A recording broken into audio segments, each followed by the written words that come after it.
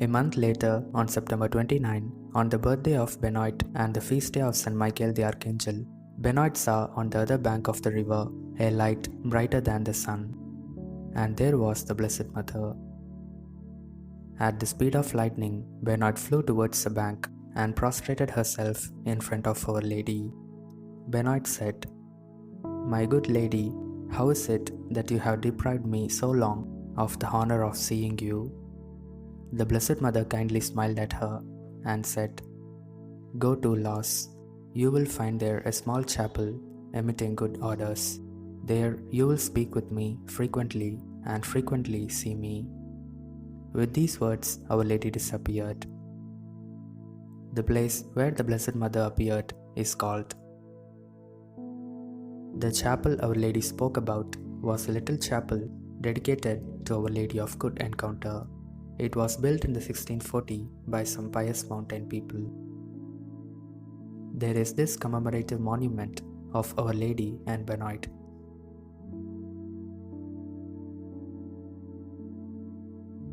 Benoit went right away to search for the chapel Our Lady told about in Laus.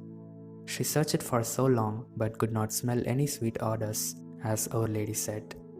Benoit began crying, but she was not discouraged and continued her search. Finally, from the half-opened door of a small rough house, she smelled divine aromas.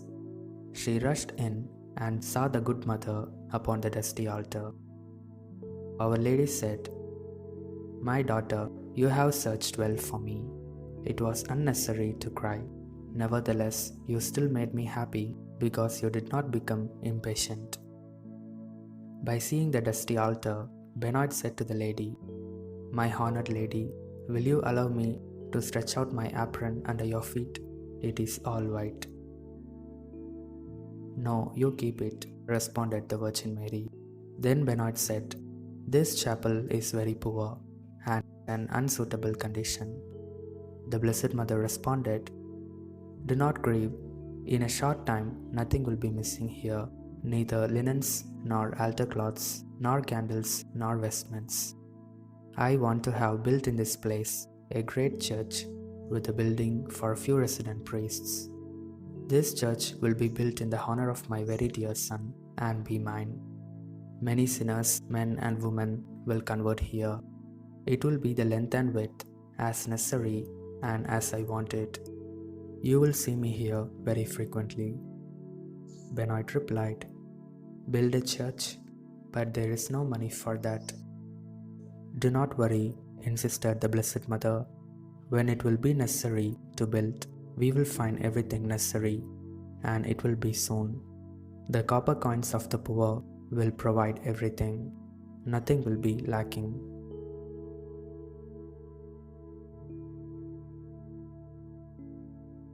Throughout the winter of 1664 to 1665, in spite of the 4 kilometers that separated the village of St. Etienne from the lost chapel, Benoit went up to it every day.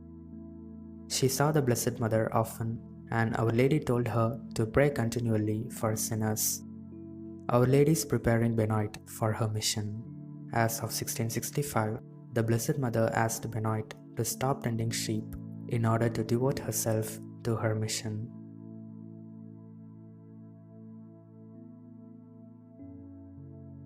News of the apparitions began to spread throughout the region, and pilgrims began coming to the little chapel. As the notoriety of the apparitions grew, and more people began to make pilgrimages to the small chapel in Laus, people began to divide to groups regarding the authenticity of the apparitions. One side, the Vicar General of the Diocese of Gap, was fully supportive, but on the other side, Father Lambert, in whose territory the chapel fell, was very unsympathetic to the apparitions. On September 14 in the year 1665, Father Lambert travelled to Laus to meet with Benoit and prove that the apparitions were a lie. Upon knowing this, Benoit was frightened, but Our Lady told her, "No, my daughter, you must not run away. You must remain, for you must do justice to churchmen. They will question you one by one and try to catch you with your own words, but don't be afraid. Tell the Vicar General that he can very well make God come down from heaven by the power he received when he became a priest, but he has no commands to give the Mother of God. The time came when Father Lambert and the priests who had accompanied him began to ask Benoit questions, trying to trick her with her own words. But Benoit was clear in her speech. Father Lambert relented by saying that the apparitions were false, and he threatened to close down the chapel. Benoit answered him. She told him what the Blessed Mother said to her. Sir, although you command God each morning and make him come down to the altar by the power you received when you became a priest, you have no commands to give his Holy Mother, who does as she pleases here. Impressed by these words, Father Lambert said that if it's true, then pray to her to show me a sign or miracle, and I will do all that I can to accomplish her will. That day, the unpleasant weather prevented Father Lambert and his companions from leaving Laus that night, so they stayed there for another 2 days.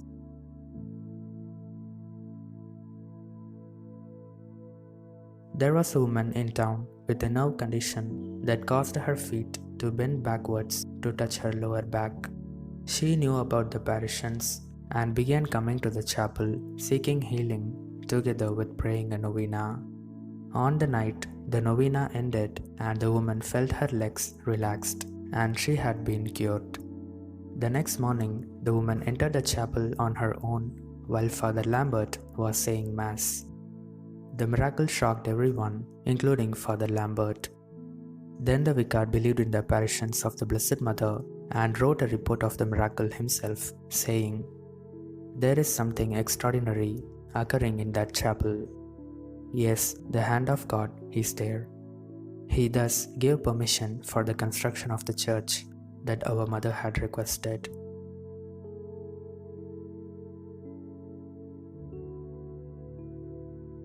During the following winter of 1665, Our Lady instructed Benoit to use the oil from the sanctuary lamp to anoint those who came to Laus seeking healing.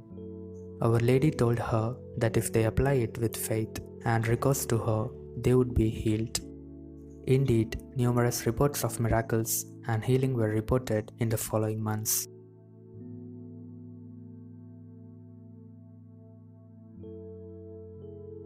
On October 7, in the year 1666, Feast of the Holy Rosary, Father Gaillard laid the first stone of the building, and the Dominican fathers from Gap presided over a long procession of pilgrims.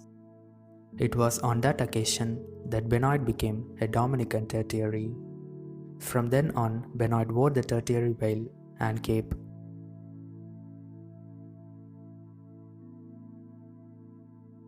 It is noted that occasionally pilgrims smelled a sweet fragrance. This phenomenon of fragrances is still occasionally experienced by pilgrims today. To avoid any possibility of deception, flowers are not usually allowed at the shrine. The manuscripts of Laus report that every time the Blessed Virgin came to visit Benoit, people smelled a heavenly fragrance that spread the entire church. It was in this shrine that the Good Mother, as called by Benoit, appeared to her at least once a month for 54 years.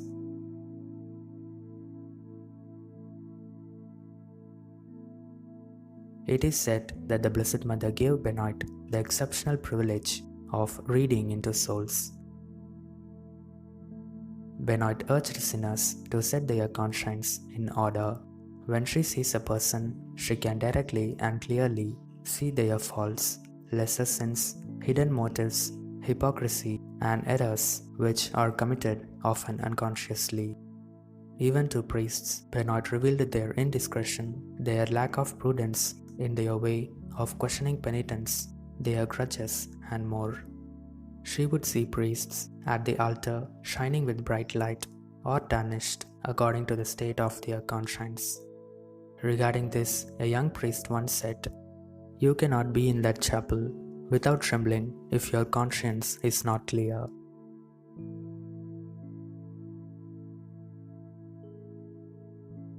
The Blessed Mother said to Benoit, Take heart, my daughter. Have patience. Do your duty cheerfully. Bear no hatred towards the enemies of Laus. Do not be troubled and sick over it if people do not profit from your advice. Do not be disturbed by temptations, visible or invisible spirits, or temporal affairs. Strive never to forsake the presence of God, for whoever has any faith will not dare to offend Him.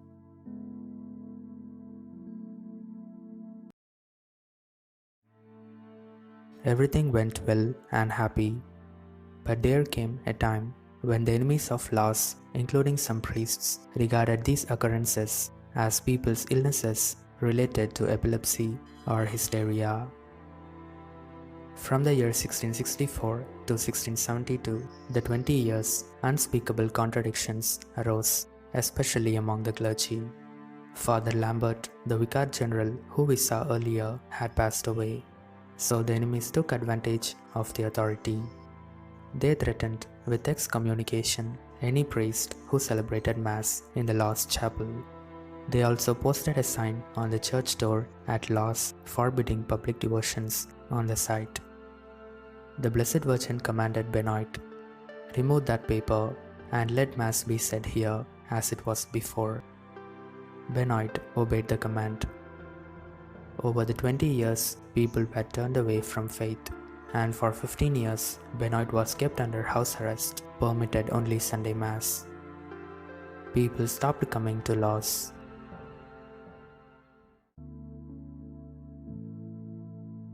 Finally, in the year 1712, 6 years before Benoit's death, the Archbishop of Embrun removed the priests of Laus and confided the care of the sanctuary to a congregation of missionaries called, who were a deeply religious group who has an ardent desire for the apostolate.